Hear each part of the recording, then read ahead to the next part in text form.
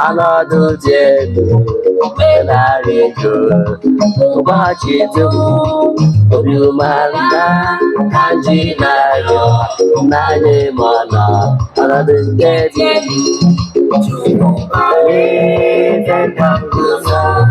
Nebedelu, Yemarama, Ebedelu, Anadu, Nane Mana, Anadu Gedelu.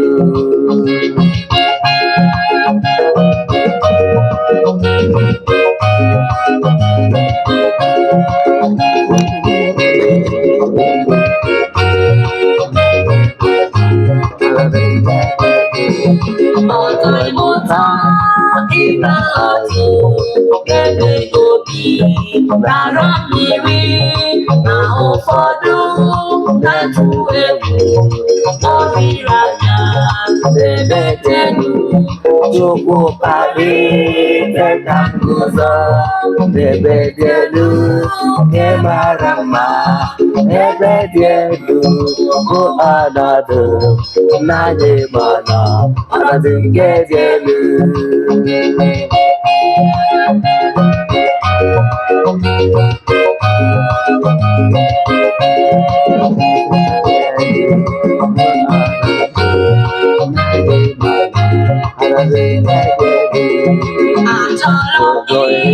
Ndị nsọ n'ụwa guzosi n'ime ụwa okpukpe nke na-ezipụta abụ dị nsọ n'ebe dị elu Chukwu kpali teka nguzo n'ebe dị elu nke mara mma ebe dị elu bụ ọnọdụ n'anyị mana ọnọdụ nke dị elu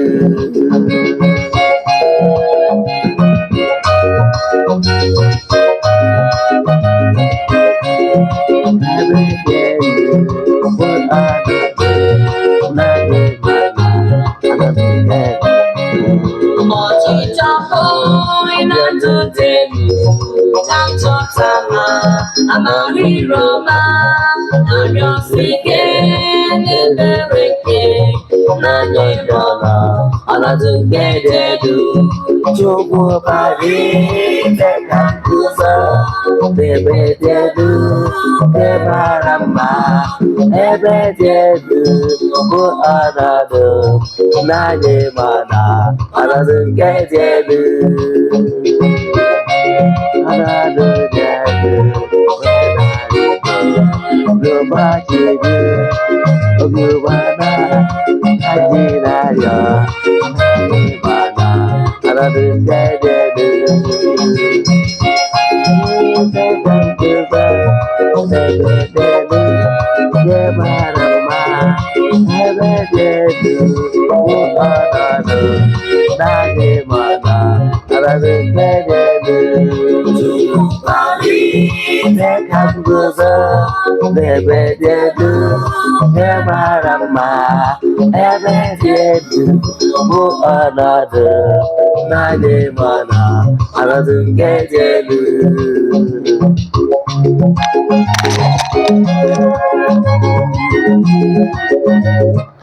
ka anyị dobiri ebe a ụmụ ọdịnala Igbo anyị abịakwa n'oge awa nke eziokwu oge anyị ji awa eziokwu niile agba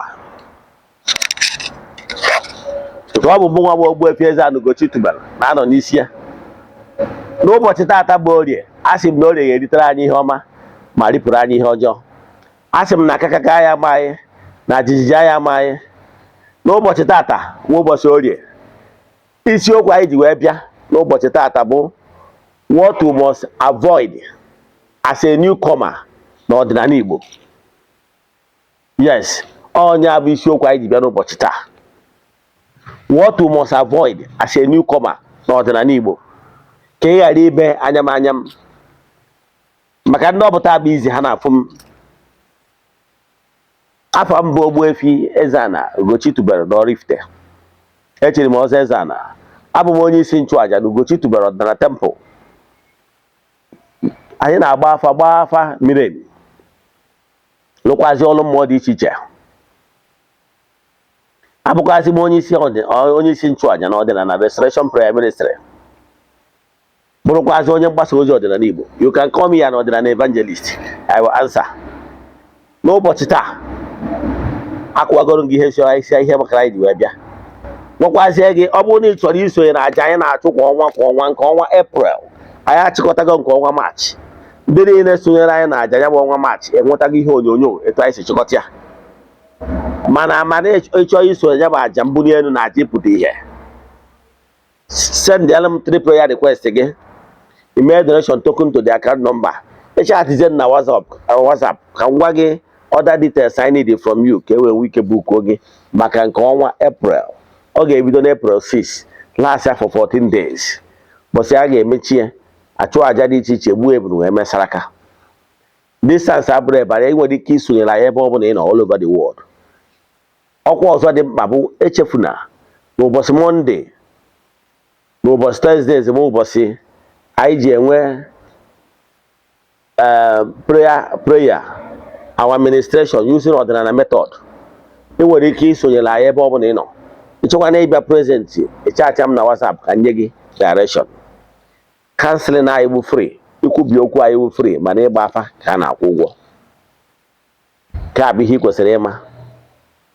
Then ọkwa ọzọ dị mkpa bụ ọ bụrụ na ị nwere talent, ị nwere vision for art film, any department ọbụla ị nwere passion for, mana ị na-achọ onye ga-enyere gị aka i develop that passion or talent ị nwere, chat ya m na WhatsApp. Anyị na-efikwaba movie academy ka anyị gwa gị etu ị ga-esi wee sonyere anyị our team. Echefuna watch our video. I complete a series I na-post na this my YouTube channel na watch kita. Ebe ị ga na watch is our movie production bụ na 2 channel anyị nwe na WhatsApp. Nke mbụ Ugochitubelu na YouTube, Ugochitubelu movie production. Ị ga watch na channel anyị anwa. Ị ga watch kwa na Nigerian ọdịnala Nollywood movies.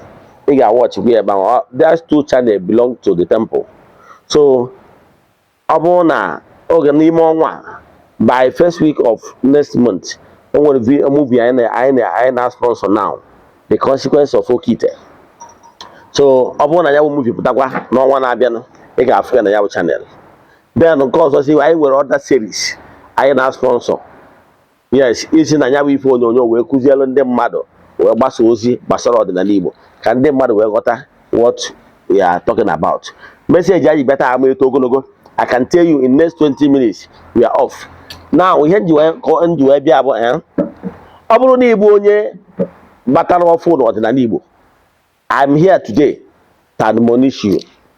Is an admonition.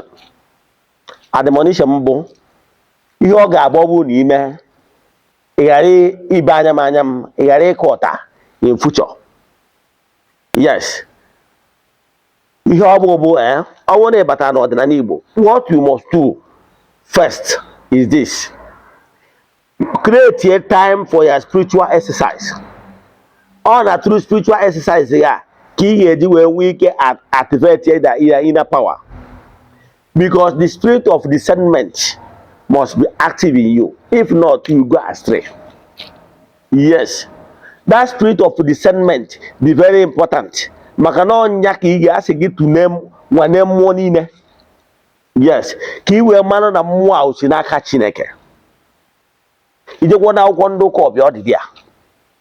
So you must be able to ascertain na mwa it is for the light region or for the dark region. And the king is where madame spirit of discernment must be active in you. Upon the spirit of discernment is active. You will weak away your more. Where's her? Yana is Mesuki. Habiko. Ha lead you to the right path. And the key will weak if for the right person. Kemal. Come more than Megi. Connect ya. Uchi. Ezim more than Monyawa. Go begin a batalla boja. Enotaria. So, more sogi no is Mesugi. Ega carry them along. How we can lead you to the right person to to the right person, a spiritualist or a dibia or whoever that will be of help to you. You must carry them along. Ha direct you to the right person. Then ihe ọzọ ị kwesịrị ime bụ ebe ọ na ha direct gị to the right person bụ ihe ị ga-emezi bụ iju mmụọ ka ị wee ike mara onye mmụọ gị na ya so makọrọ ọnụ. I can tell you, ọ bụrụ na ị chọpụta ụdị onye na-etu a, stop jumping from pillar to post. Ị wetara this attitude ndị ụka watchroom churches na-enwe isi na nkwụ wee fere n'ụkwa. You know why? Ị na-eme etu anwa, you will never be protected. Ị ga-adanye n'aka ndị osochiegbu, ị ga-adanye n'aka onye ga-confuse gị. Ị dị more confused. So to avoid that, onye akpatalụ na ndị ụka ọbịa, especially the Roman Church, mgbe ha bịara, they forbid their faithfuls from isi n'ụka, iji ụka ọbụla ma ọ bụ okpukpere ọbụla that is not in consonance with their belief. Ihe a ji wee mee bụ na ha ama na mgbe ị bidoro gebe ntị na nkụzi dị aṅa, na ị nwere ike at the end of the day dị confused. I can tell you, o nwere ọtụtụ ndị mmadụ nọ na social media today mana ha dị confused. Ụfọdụ agbara kwudo omenala ndị be ha ma ọ bụ ọdịnala ndị be ha, mana ọ na social media ka ha na-anụ. Ndị ha na-eso karịrị akarị, ndị ha na-eso from different opinion. At the end of the day, ha dị confused today. That confusion confused now should have been avoided. Ma ọ bụrụ na ị nụrụ advice ya na-enyekwubugo m ya mbụ, kpee ekpere yọọ mmụọ gị na ha so agbagharịzi na it will not help you. Nke mbụ na ọnwụ na ị na-agbagharị, ị ga-confuse onwe gị. Nke ịbụ ahụ na ị na-agbagharị anwa, ọ ga-eme gị ime nweta good result. Ka mmadụ ndị ma nkụzi mana nna like ihe ọmụmatụ, ọ bụrụ na n'ịbụ onye na-agbagharị from one place to the other, believe in me, ị ga na-complicate your issues. Ọ bụrụ na ị nwere medical doctor or medical facility na-handle your case file, ọ ga-akarị gị mma. Mana ọ bụrụ na ị na-jump from one place to another, irukwa ebe ahụ ibidokwa n'isi, ebidokwa lab afresh, because na ndị ahụ enwero ya record, and by so doing you spend their more. Maka ndị na-ajump, if you are onye ọbụla na-ajump from one dibia to another, you spend more. Like me, anọ m na ofu temple since 2018 till date. I haven't changed. Ịghọtara ya? Although necessary. Ịghọtara ya? Ebe ị na-ahụ dị gị maka ihe ị na-echenjiri. Mmụọ ị na-echenji mgbe ụfọdụ onye enweghị ndidi na-eme ndị mmadụ. Mmụọ ị na-echenji ị na-confuse onwe dị more. Let me give you an example.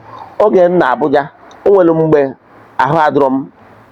So more than one feel no or the more convenient ije na government facility dị very close to my shop. Then wee je ebe a diagnose ya wee sị m na m nwere obere malaria and the huge amount of typhoid.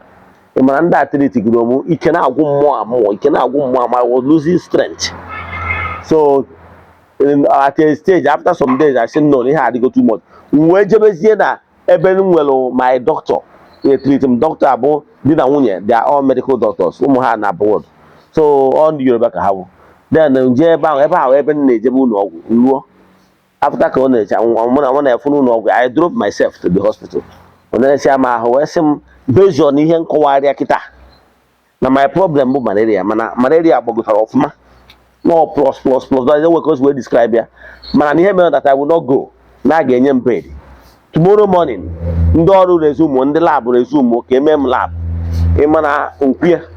So o mechaa lab anwa, bido nye m treatment. As days goes by, na afọ improvement. Before nwere onwe m. Mana ọ bụrụ na m continue n'ebe nke ọzọ Angela, enwere ike something must be wrong, maybe wrong. Etu a ka ọ dị. And the cause of na ọ bụrụ na facility ebe ị na-eje steady, ọ bụrụ na o nwere support you need, special support, they might not bill you etu ekwesịrị isi wee bill you as a stranger. Nke bụ na enwere ike some certain things or advice enye gị free. and again una o nwere oge ọ ga-eluo you build a kind of family with that temple. O nwere so many things nwere ike ọ bụrụ na ị na-eje burial na village unu taa i wee bịakwute onye a wee sị ya nekwe ị na-eje burial and mana ị na-atụ ụjọ about maka ndị obi ọjọọ ndị villagers. O nwere ka ọ ga-esi kwado gị, o nwere ike ma ya anara gị ego. Ịghọtara ya? Ihe niile abụ ihe ị ga-benefit by being one place. Ịghọtara ya? Then mana ọ bụrụ na ị na-ajọ from one place to other, believe in me, nke ị ga-efunarị gị. Anọ ya batara na ọ bụrụ karom o nwere benefit a ga-enye gị ma ọ bụrụ na ị bụ onye akpọrọ a staunch Catholic. Then na benefit a nwere ike inye gị n'ịbụ onye Catholic mana you go here and there. Enyi m ihe ahụ ya mara gị atụ. Ihe na-achọ ịkọwara gị as a new person n'ọdịnala. You need to either jump from one place to other. One, you will complicate your issue. Two, it will make you to spend more. You understand? And at the end of the day, you get more confused. So my advice is, if you like, take my advice. But believe in me, before you know the right place to go, carry your chi, your instruments along, so that how we can lead you to the right path. Oh God, to the madu jere ebe ha jere taa. Asị ha na nne ha na-eme ha, ma ọ bụ na nwanne ha na-eme ha. They create more confusion. Ụfọdụ ka ị ga-eje ha nwere ike tinye more fear in you. Na onye nwa na-egbu gị, na onye nke ọzọ na-egbu gị, ka ị wee tinye more confusion in order for you to vomit more money. Ịghọtara ya? Then o nwere ndị ka ị ga-eje na ya ha gasa family nwanne na nwanne. Ịghọtara ya? So o nwere some certain things abụrụ ihe ọbụla, ọ bụrụ ihe ọbụla dibịa fụrụ n'afa ka ọ ya egwucha. O nwere ụfọdụ ihe o nwere ike ịfụ. Then ọ mara the best approach to it, knowing fully well that protecting family unity is very important. Maka na ezinụlọ ọbụla adịkọ ọnụ na progress together. So all those things ka m na-achịkọwala gị. Ihe m na-ekwu again, ihe m na-ekwu bụ na ọ bụrụ na ikpesi ekpere your chi, unless if you are telling me that your chi and your izmez are not working, are not active, man, trust me, ọ bụrụ na your chi na your izmez na gị na ha build a personal relation with your chi and your izmez, believe in me, they will guide you to the right person. And if they guide you to the right person, when did it? Because more somebody is taking care of your challenges, helping you to take care of your challenges, the more the person knows more about you or your problem, and the more it is easier to solve whatever that is your problem. Man, ọ bụrụ na isi kwada nke ebe anwa jump to another place, ebidokwa n'isi. Ọ bụgoro na ihe imegolu before, o nwere ike ibido n'isi, because a sị na onye amara ebe si n'ozu, ọchị ibe ịbụ ya na o nwere ike isi ebe sọrọ ya wee bido. Ịghọtara ya? Ihe o ji emegharị ya etu a bụrụ na bụ ka o were dị double shot. Ịghọtara ya? So ihe niile ahụ ị kwesịrị ịma. Ị na-erecha vidiyo nwa ajụjụ na nkụzi a, send them message na WhatsApp 0805 78 37 672. I repeat, 0805 78 37 672.